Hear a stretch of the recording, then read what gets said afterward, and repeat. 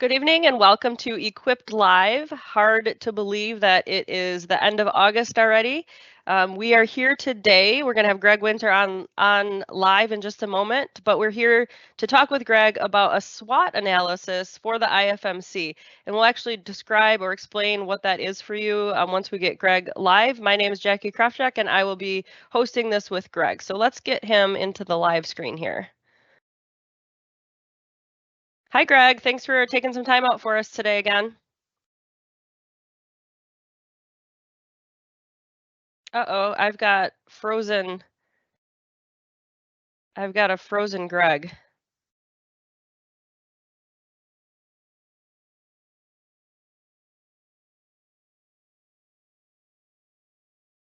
All right, Greg, are you there? I am here. Okay, so something happened. I don't know. Did your end freeze too? Yes, it did. Okay. Well, I appreciate hearing that because now I know it wasn't just me. So welcome back. So like I said in the introduction, we're going to talk about a SWOT analysis today, but when we talk about strengths, weaknesses, opportunities, and threats, it's not something that the IFMC made up. It's a widely utilized sort of analysis for an organization. So can you sort of briefly talk about what the benefits are of this type of analysis? Sure. Basically, a SWOT analysis is pretty simply just an organized way of preparing for future events. And so if we maybe look at an example of, let's say, preparing to go camping in the wilderness. If we look at what are your strengths, your weaknesses, what are the opportunities, and what are the threats of that potential camping trip? You know, your strengths might be that you're in really good physical shape, you've got really good camping gear, and you're really good at building fires. Your weaknesses might be you've got a really poor sense of direction and you don't know much about wildlife and snakes. The opportunities might be that you're going to see some beautiful views, you're going to see wildlife, you're going to maybe climb a new mountain to new heights. The threats could be that the weather, possible injuries, dangerous animals might get lost. So those would be some of the threats. If you think about that in advance, and enough in advance, you have some opportunities to improve your SWOT, so to speak. And so you might work on some of the weaknesses, maybe even turn those into strengths. You might change the plan so that you're not hiking right alongside of a 100-foot drop off on the mountain. And so you can change some of the weaknesses, you can remove some of the threats if you plan. Okay, that's a great way to look at it in that concept. Everybody can wrap their brains around that. I heard when you're camping, you just have to be able to run faster than the slowest person. so no bears can get you. Take someone with a less advanced SWOT. Yes, exactly. You don't have to be the best, just not the worst. So let's talk about the SWOT as it applies currently to the IFMC. So this it's important for the attendees to know, or those that are watching to know, that we're talking about current situation IFMC, because this does change. A SWOT does change over time as you adjust to things and different things happen. And we're also not going to do these in order. So we're not going to be SWOT, S.W.O.T. We're actually going to be T.W.S.O. But that's okay. It's still covering the same thing. So let's start first with the threats. What, Greg, are the current threats facing the IFMC? One of the things that I think would be good to cover first would be the difference between the probability of an event happening and the impact of that event. And so if we go back to our camping in the wilderness, if we look at the probability of being bitten by a mosquito, let's say, that's a pretty high probability, but it's pretty low impact normally. If we look at, we're hiking on that trail with the 100-foot drop off, the fall from that 100-foot cliff might be a low probability if we plan properly, but that would be high impact. I mean, that's potentially fatal if that happens. And so there's just getting up in the morning causes us to be exposed to a lot of threats.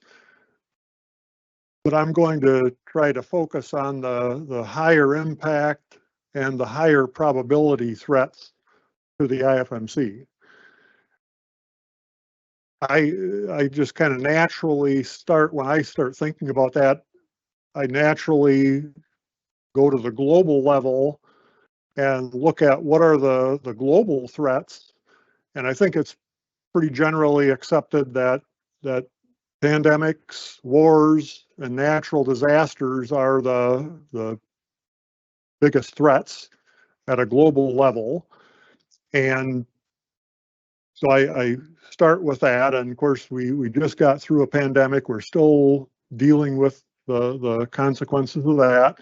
There's talk of wars and that sort of thing. And so that's real, and it is impacting the supply chains. It's impacting the way things are being done in the U.S. And of course, there's normally some natural disasters. And like I've said before in these meetings,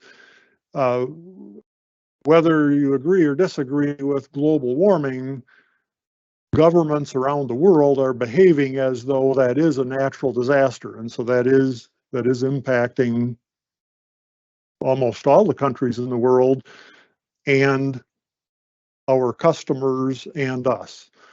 And so if we ask ourselves, well, how does that happen? Whenever you've got a global threat, typically governments will issue mandates, change regulations to try to protect their citizens from harm as a result of those threats.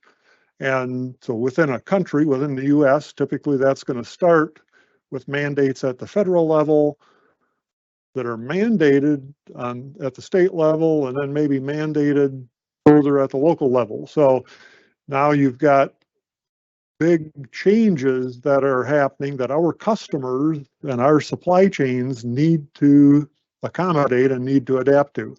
And of course, we saw how that played out with the pandemic. And the same thing happens with wars.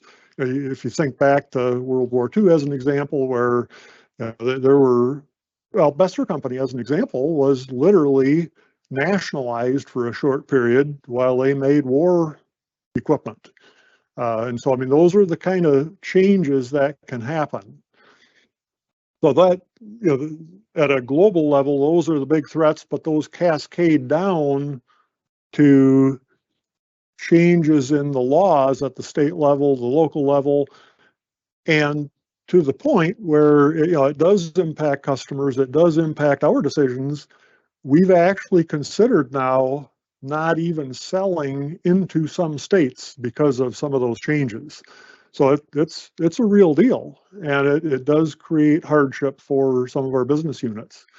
But the majority of the impact, if we look at the highest probability, it's going to be the impact on our customers, just the turbulence in the market, the economic uncertainty, the supply chain disruptions, and really a threat for the IFMC is really the reverse of the standard conveyor opportunity that, again, we've talked about in past Equipped Live sessions. But just as a reminder, standard conveyor in the early 80s ended up with a labor strike. We ended up accommodating or building some of the first conveyor as a result of that for a customer that had been buying from standard. We recognized that we could do that economically. We started aggressively going after standard's other customers, and that really was kind of the rocket fuel that caused Omni to grow into what it is today. And so that's a threat that exists to us today if we don't respond appropriately to the changes. And so there's all of that. The other big threat that I think we need to be aware of is disinformation as a result of artificial intelligence. And artificial intelligence is extremely powerful. It can be used to significant good, but it can really do some damage if we're not careful of sorting out the disinformation from the good information and from the cybersecurity threats. Yeah, so that's a lot that you just said. I feel like we could do a whole 15 minutes just on the threats. And whenever I've done SWOT analysis before, I feel like oftentimes the threats can be opportunities if you look at them the right way. So that being said, let's move on to the weaknesses. And I'm really curious about your answer to this one. We have not talked about this, you and I, and so I'm curious to see what your answer is to what are the current weaknesses for the IFMC. Well, I really like what you just said, Jackie. You know, the greatest strength or greatest threats can sometimes present your greatest opportunities. So I wholeheartedly believe in that. And when it comes to weaknesses, I also believe there are very, very few problems that cannot be solved with the right competency. And so with that said, while I am really pleased, really proud of the competencies that exist within the IFMC and all the hard work and the team members we have, just like a World Series baseball team, if you've got a few key positions where you're missing the competencies for those positions, it really doesn't matter how good the rest of the team is. It's going to be tough to win. And so I would say one of our weaknesses is gaps in the competency for some positions. And those gaps are really going to test our highly adaptable high achievers and how we adapt to whatever is coming our way. So I think that is by far the greatest weakness, but it doesn't need to be. And that is something we can work on. The other weakness is geographic location. You know, if we look at the energy costs largely as a result of some of the green energy initiatives and some of the mandates and the regulations, that is causing us to our transportation costs to go up. And that means we need to add more craftsmanship, more intellectual property on every truck that's leaving Alpena. And so that, again, that's something we can deal with, we can address. But I believe that is a weakness as we go into increasingly volatile times. Another weakness is our latency, if you will, with the metrics that matter. So, if you look at a dashboard on a car, some of our gauges are telling us what happened a few miles back. And that's challenging when you get into some really volatile times. So we really need to work on getting near real-time metrics. Well, and that's an area where artificial intelligence can be very helpful. Absolutely. Is assisting with that. So, absolutely. So let's talk about then the strengths. It might sound, a little bit like, oh, doom and gloom right now. It's not though, because there are some significant strengths. So what would you share as those for the IFMC?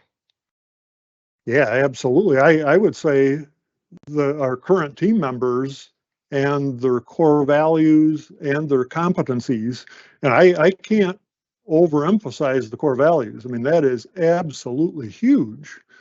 And you look at the competencies. Competencies are what you're able to do and you're able to achieve today, but that can change tomorrow with effort. And so I think we need to be adaptable, really work hard to adjust to the new conditions. And we had talked about this at, I think it was the end of the last meeting, where I think I referenced a new season that we need to be prepared for, and that's really the same topic. But I think with the current team members we have, we can solve a lot of problems, but we need to actually put energy and effort into it.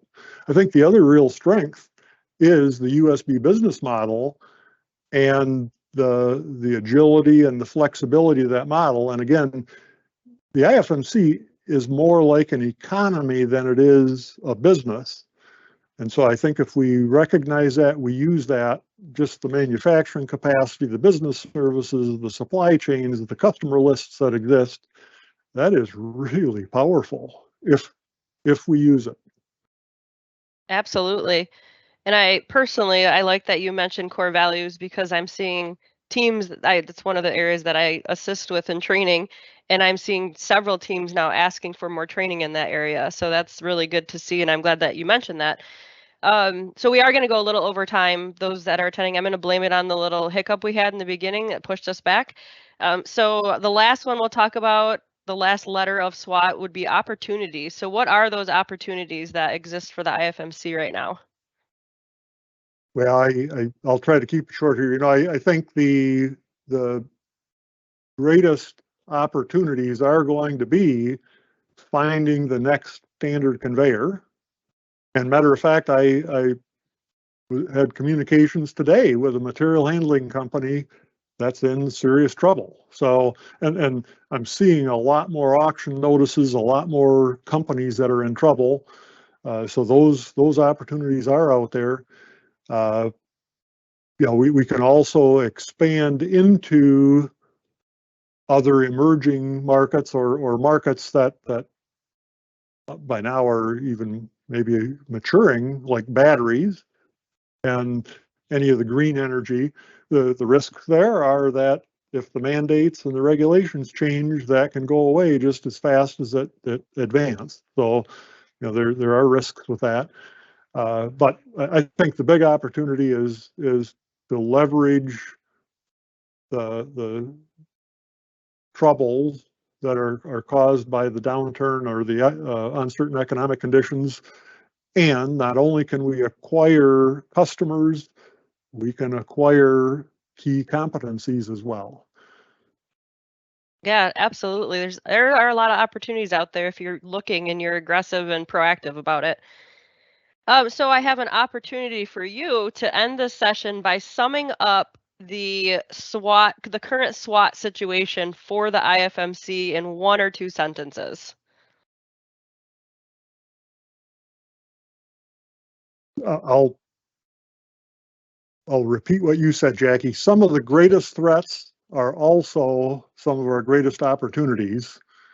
And I think if we focus on the things that we can control and influence, like customer discovery and so forth, we just need to outthink and outwork our competitors.